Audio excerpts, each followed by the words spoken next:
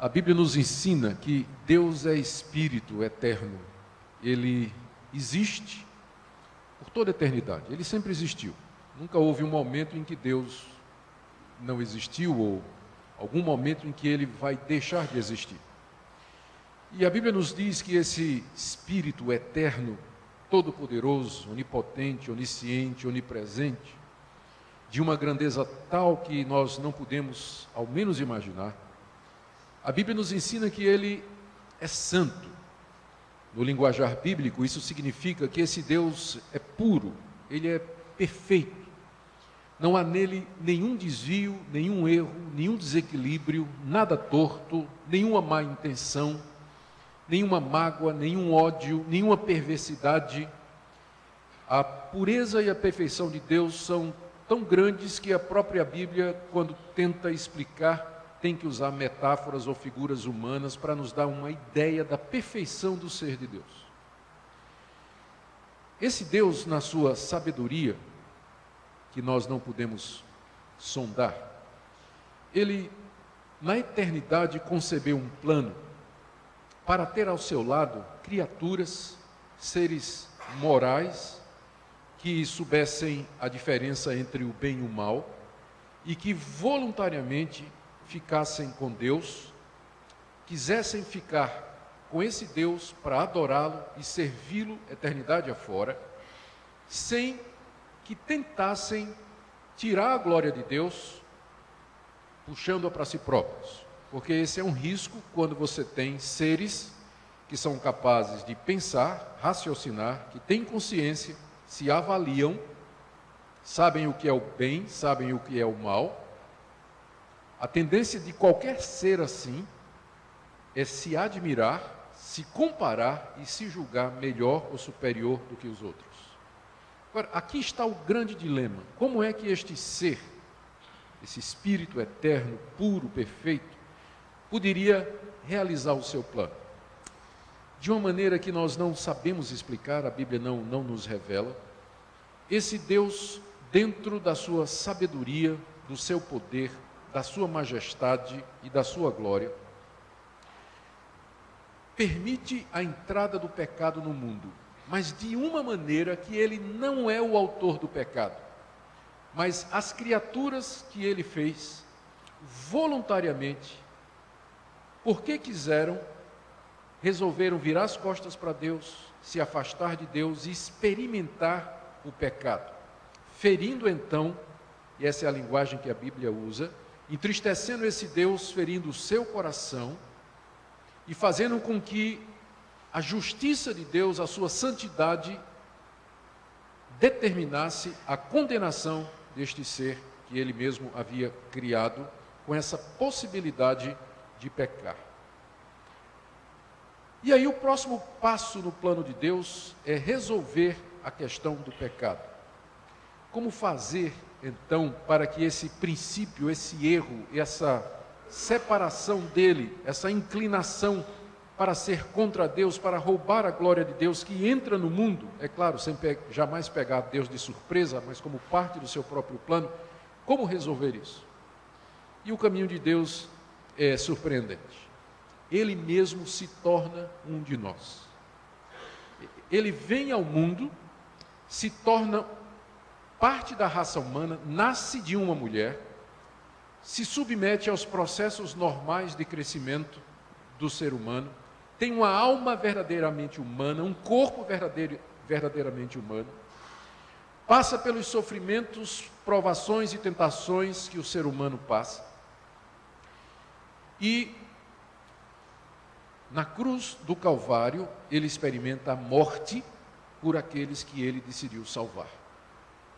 E exatamente porque, sendo Deus, ele não tinha pecado, Jesus Cristo, ao morrer, adquiriu méritos diante de Deus, deu um saldo positivo para Deus.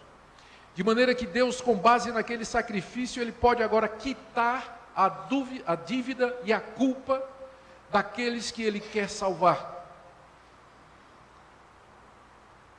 E ele traz o seu filho de volta, ressuscita dos mortos, não fica preso, a morte não podia dominá-lo, porque ele não tinha pecado. e ele regressa aos céus.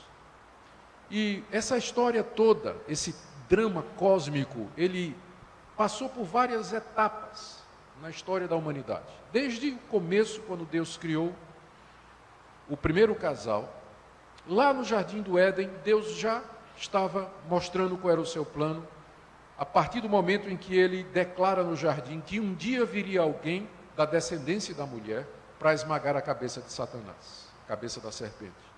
Também quando ele cobre Adão e Eva com peles, dando ele mesmo a proteção e a cobertura da nudez, consequência do pecado. E aí, através da história que nós lemos no Antigo Testamento, vez após vez, Deus vem mostrando ao seu povo que esse é o seu plano.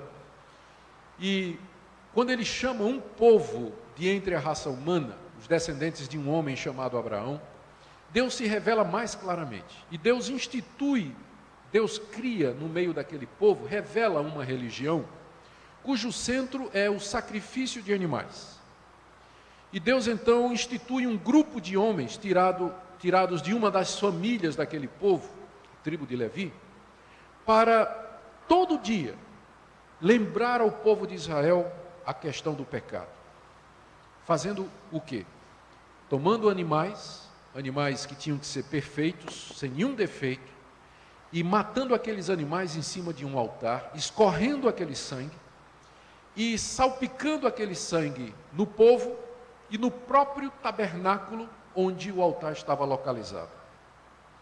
Isso ano após ano, todo ano, havia um sacrifício enorme, grande, que era o principal de todos, no dia chamado o dia da expiação, em que o sumo sacerdote entrava no santuário, no Santo dos Santos, trazendo sangue de um animal perfeito, sem defeito, que ele primeiro derramava em seu próprio favor, para purificar os seus próprios pecados, em seguida aspergia lá no íntimo do santuário, o propiciatório, que era a tampa da arca, e ali ele confessava a Deus os pecados do povo e pedia a Deus o perdão.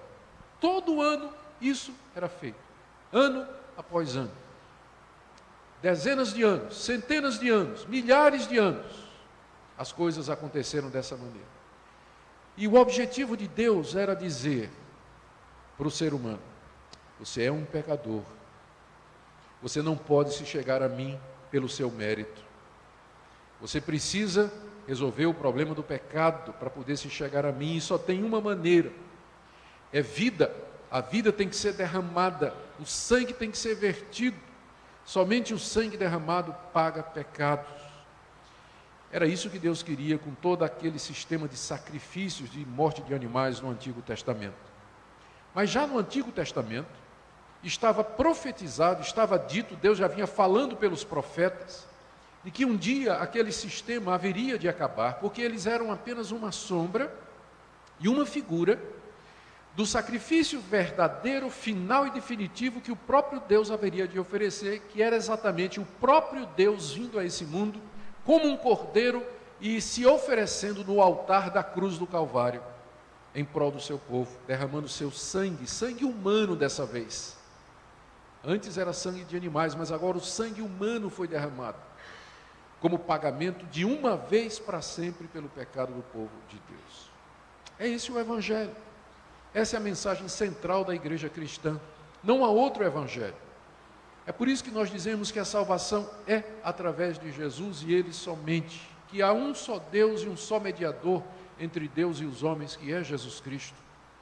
E que nós não podemos ser salvos pelas nossas obras, pelas coisas boas que nós pensamos que podemos fazer. Porque nenhuma delas pode pagar pecados. Dar esmola não paga pecado. Fazer o bem a um pobre não paga pecado. Perdoar o seu inimigo não paga pecado. Ser uma pessoa honesta não paga pecado. Ser fiel à sua esposa não paga pecado. Pagar suas contas não paga pecado. Paga a conta, o pecado não.